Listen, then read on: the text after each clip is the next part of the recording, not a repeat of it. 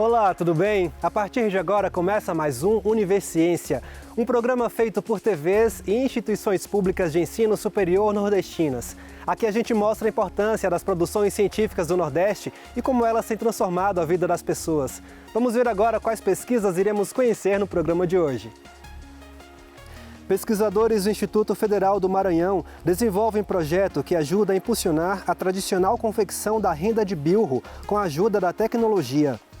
Na Bahia, pesquisadores da Universidade Estadual do Sudoeste da Bahia, campus de Jequié, desenvolvem aplicativo que facilita a reserva de salas, quadras e auditórios da universidade. Veja também, cientistas da Universidade Federal do Ceará identificam os principais fatores ambientais que influenciam o acúmulo de microplásticos no litoral do estado, utilizando um método sustentável e de baixo custo. E ainda, nós vamos revisitar pesquisas e acompanhar como elas se desenvolveram ao longo do tempo, como é o caso do estudo desenvolvido pelo Instituto Federal do Maranhão, que torna mais acessível as informações sobre casarões no Centro Histórico de São Luís. Tudo isso e muito mais você confere agora no Universiência.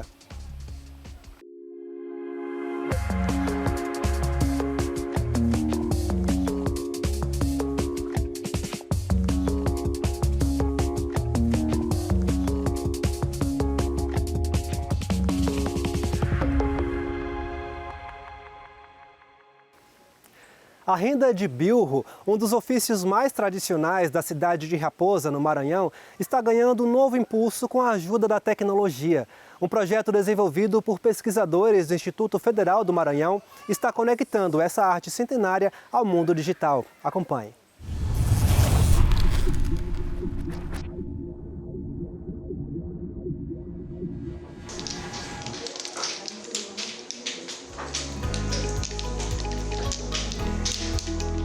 Entre fios entrelaçados, a renda de bilro preserva a identidade de Raposa, passada de geração em geração. Mais do que um ofício, é cultura, sustento e herança. Minha mãe aprendeu com a mãe dela, já aprendi com a minha mãe e hoje eu tenho já 50 anos e continuo fazendo a renda de bilro. Para mim é um imenso prazer fazer essa renda, eu tenho me inspiro na renda porque para mim é um artesanato muito lindo, muito, como é que eu posso dizer, uma arte muito forte dentro da cidade de Raposa, que é a renda, né?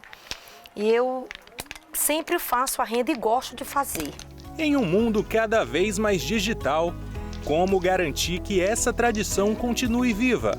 A resposta veio da ciência. Pesquisadores do curso de Design e Computação do IFMA estão desenvolvendo o Bilro Art, um aplicativo que moderniza a venda de renda de bilro sem perder a essência, conectando as rendeiras a novos mercados. Esse projeto ele surgiu a partir de um problema que eu observei nas pesquisas da minha dissertação de mestrado em Ciências Sociais na UFMA, onde eu pesquisei sobre o papel das instituições nas transformações, nas permanências aqui da produção de renda de bilro da Raposa. E em diálogo com as rendeiras, eu vi que era muito comum essa dor de não ter esse outro canal de comercialização, né? Eu vi que sempre tinha essa necessidade. A partir disso, na pandemia, a gente viu que no lockdown teve um impacto muito grande na comercialização. Eles fecharam as portas praticamente, a ponto de quase desaparecer aqui na Raposa. Então, preocupada com essa situação, eu tive essa ideia de a gente criar um novo canal de comercialização de forma digital.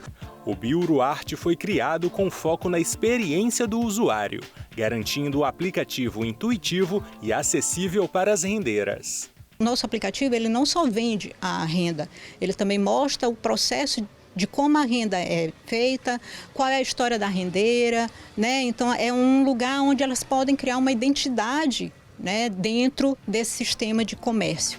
Com dedicação e trabalho em equipe, professores e estudantes se uniram para criar o Bilro Art, uma ferramenta que une inovação e tradição para valorizar a arte do bilro de Raposa. Primeiro um protótipo usando uma tecnologia chamada Figma, em que a gente pôde trazer as rendeiras e pôde apresentar como aquilo ali estava sendo construído, né? E a gente fez ali uma prova daquilo que a gente estava desenvolvendo e que a gente conseguiu ter um feedback muito positivo delas. Tá? Posterior a esse processo, a gente começou de fato a construção do aplicativo. A troca de experiências entre estudantes e rendeiras permitiu que cada detalhe do aplicativo fosse ajustado às necessidades das artesãs.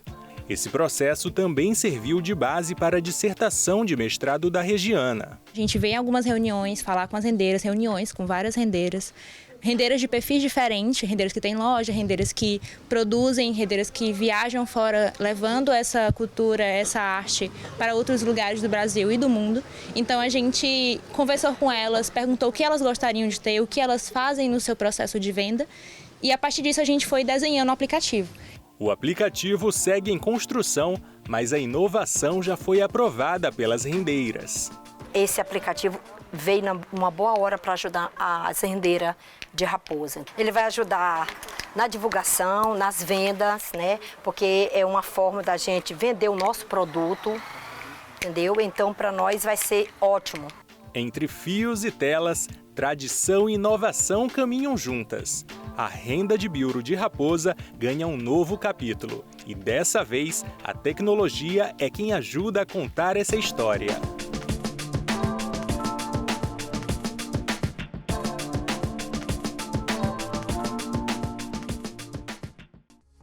No próximo bloco, você vai ver que pesquisadores da Universidade Estadual do Sudoeste da Bahia desenvolveram um aplicativo que facilita o processo de reserva de espaços dentro da instituição. O intervalo é rápido, a gente volta já já.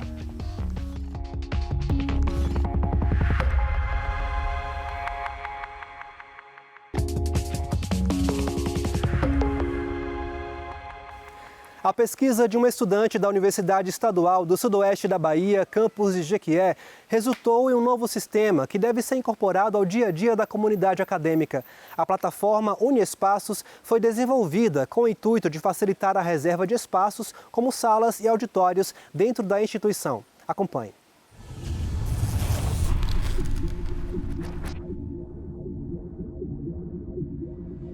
Com o sistema Unespaços, a rotina de trabalho da secretária de colegiado, Rafaela Santos, mudou para melhor.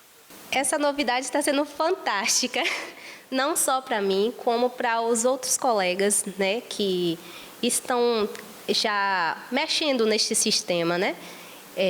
A gente teve duas aulas com o Pedro, que ensinou a gente a como funcionar, né? Como solicitar as reservas e facilitou muito a nossa vida, o cotidiano dos colegiados e dos demais setores. Até o ano passado, a reserva de espaços na UESB do campus de Jequié era feita por meio de e-mails e planilhas compartilhadas. Mas neste ano a realidade é outra. A plataforma Unespaços atua como uma espécie de sistema integrado para a reserva dos espaços da universidade, permitindo que estudantes, professores e setores administrativos reservem salas, quadras e auditórios para os seus eventos.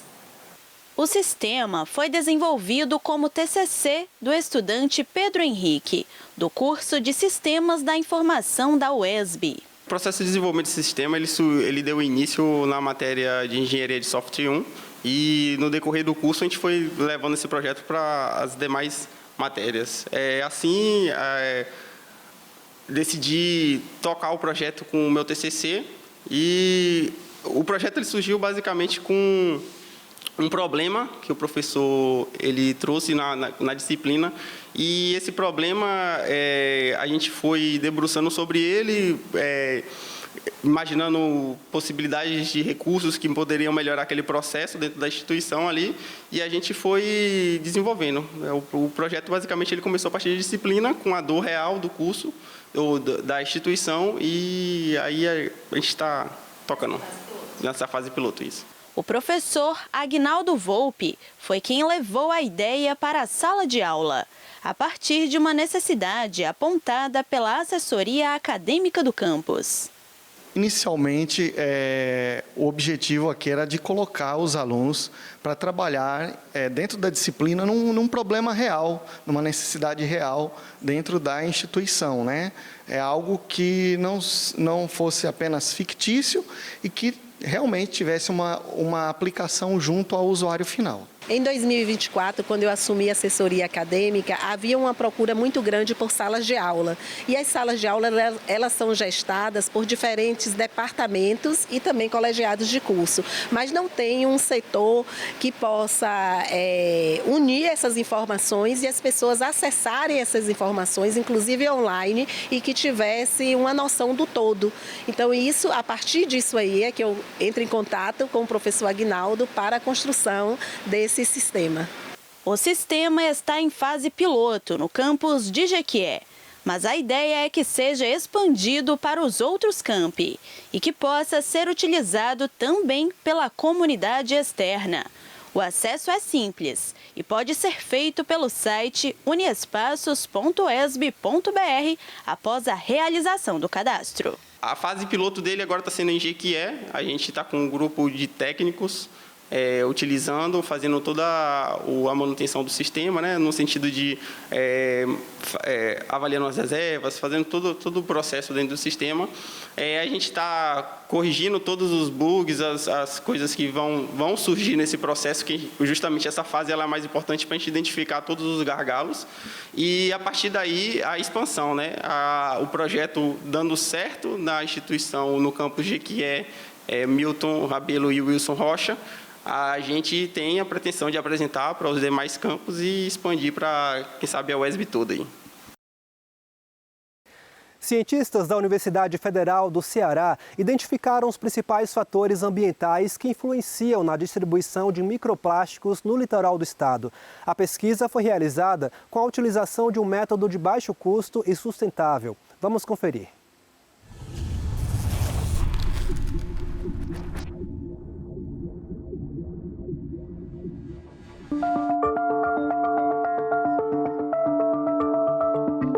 Esporte, ciência e educação ambiental. Uma pesquisa do Instituto de Ciências do Mar da Universidade Federal do Ceará alia a prática de canoagem com a coleta e monitoramento de microplásticos do mar, nas praias do Mucuripe, em Fortaleza, e de Jericoacoara, no litoral oeste. Além de desenvolver um coletor de baixo custo, o estudo substituiu as embarcações motorizadas, que geralmente são utilizadas, por canoas movidas somente por energia humana, as remadas, que não emitem CO2 e eliminam totalmente a pegada de carbono durante a coleta. Esse projeto específico da canoa havaiana foi uma dissertação de mestrado de um aluno do nosso programa, do Labomar, de Ciências Marinhas Tropicais. Nesse projeto, iniciou aproximadamente 14 meses atrás, garantiu amostragem mensais de microplástico aqui em Fortaleza e no Parque Nacional do Jericoacoara, onde o Labomar tem um acordo de cooperação técnica. O projeto pretendia 3 principais metas. Uma era desenvolver um apetrecho que fosse de baixo custo. Aplicar esse protocolo com uma abordagem de ciência cidadã, que é fundamental para poder garantir envolvimento na sociedade, educação e sensibilidade sobre o problema. E o terceiro, gerar resultados robustos que possam contribuir para o desenvolvimento do conhecimento sobre a poluição do plástico nos ambientes marinhos. A gente iniciou essa pesquisa em 2024, né? Através de um equipamento de baixo custo, né? Que é como se a gente estivesse filtrando a água através de uma malha de abertura específica, né? E a gente consegue entender quais são os tipos de microplásticos que são presentes aqui nas águas costeiras de Fortaleza. A gente tem a equipe fixa, que geralmente é 2 a 3 pessoas da equipe, e o restante é as pessoas que estão praticando no dia que a gente vem.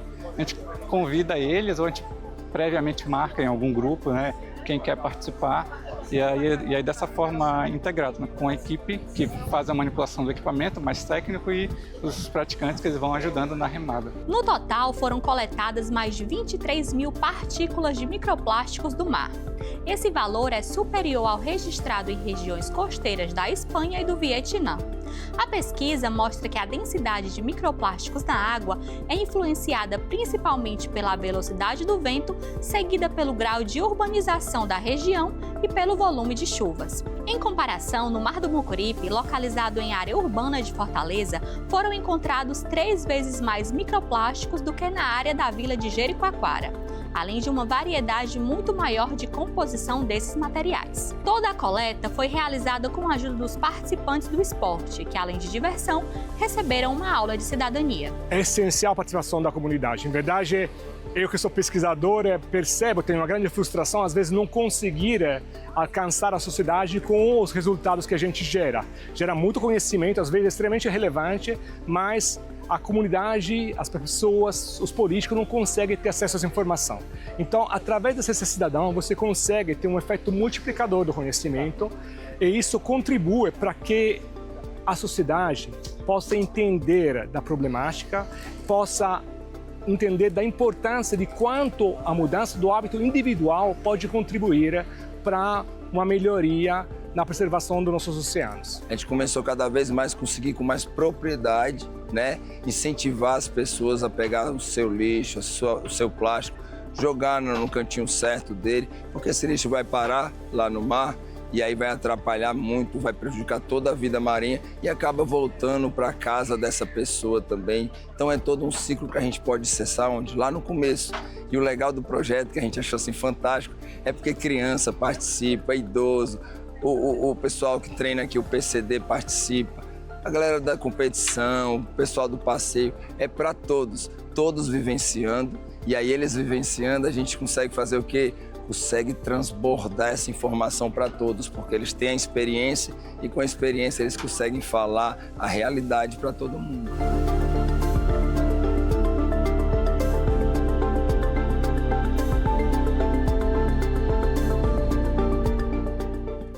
No próximo bloco, vamos revisitar pesquisas que fizeram a diferença no dia a dia das pessoas. O nosso próximo destino é o Maranhão.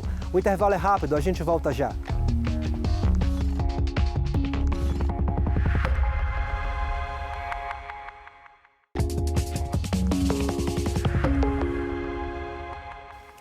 Durante esta temporada, estamos revisitando algumas pesquisas já apresentadas em nosso programa. Hoje nós vamos mostrar uma pesquisa do Instituto Federal do Maranhão, que propõe a utilização do design inclusivo para tornar mais acessível as informações sobre as fachadas dos casarões do Centro Histórico de São Luís. Vamos conferir.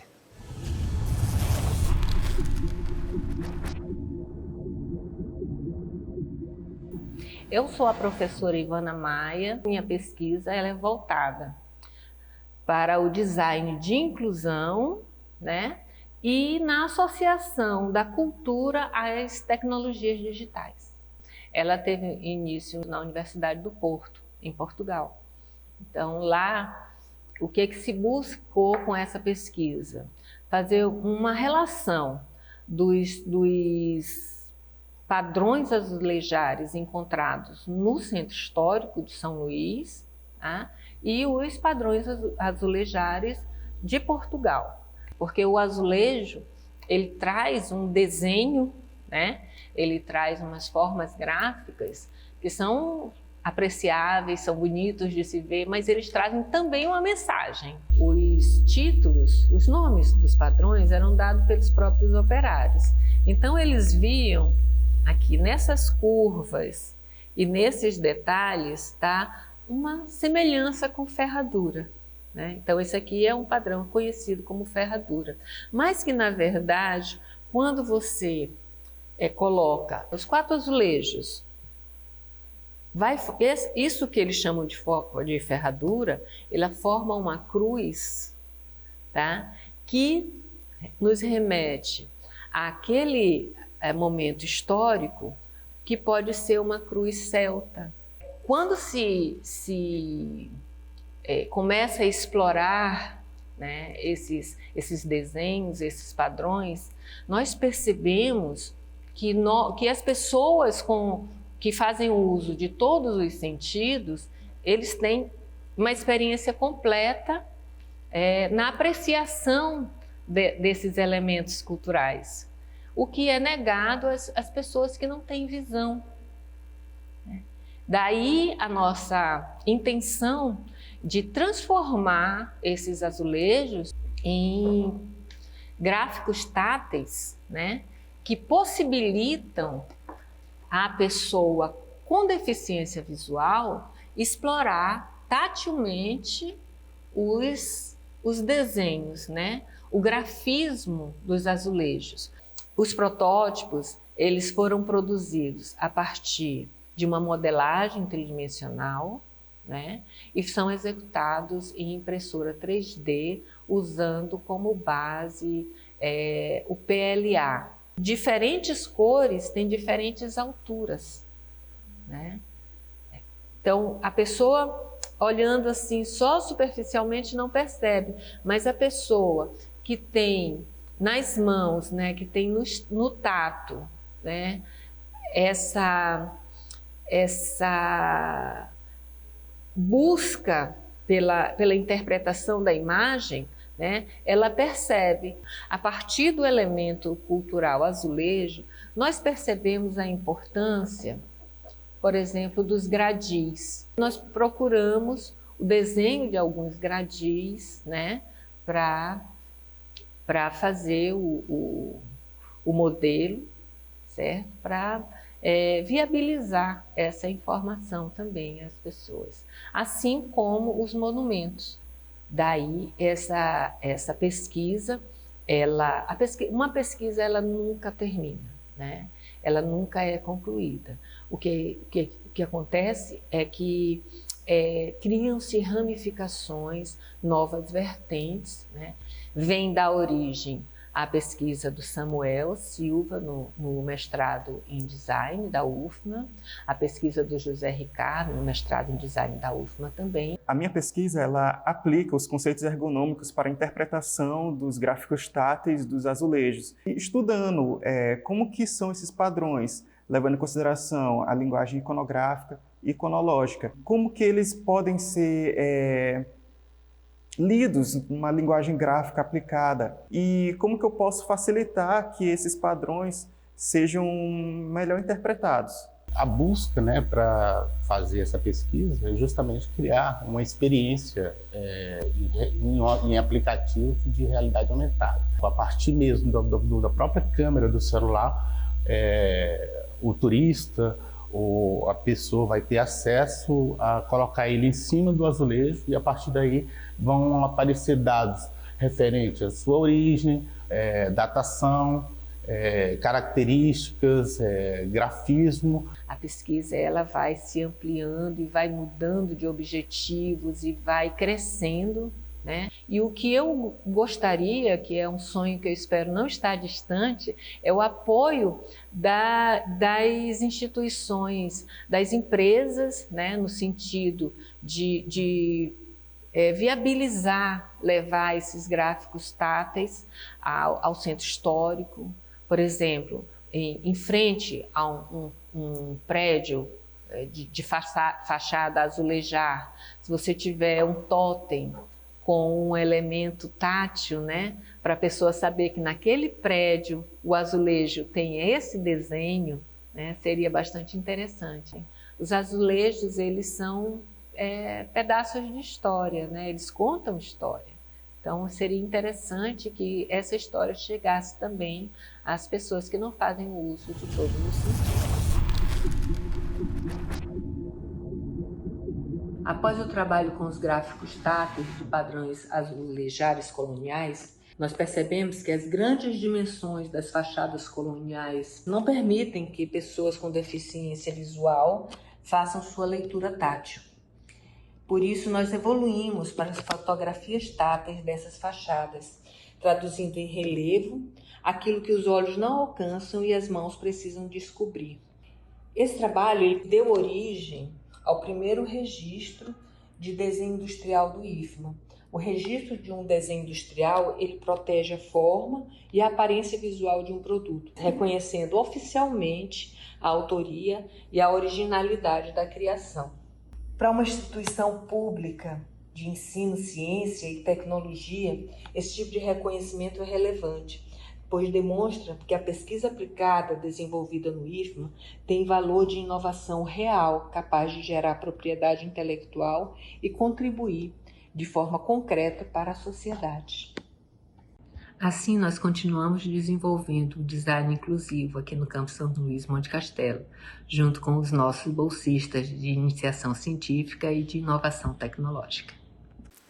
O Universiência de hoje fica por aqui. No próximo programa traremos mais pesquisas inovadoras para a gente conhecer o que tem sido produzido nas instituições públicas de ensino superior nordestinas. Caso tenha alguma dúvida ou sugestão, envie um e-mail para universiencia@uesb.edu.br que a gente te responde em um próximo programa. Muito obrigado pela sua companhia. Até mais.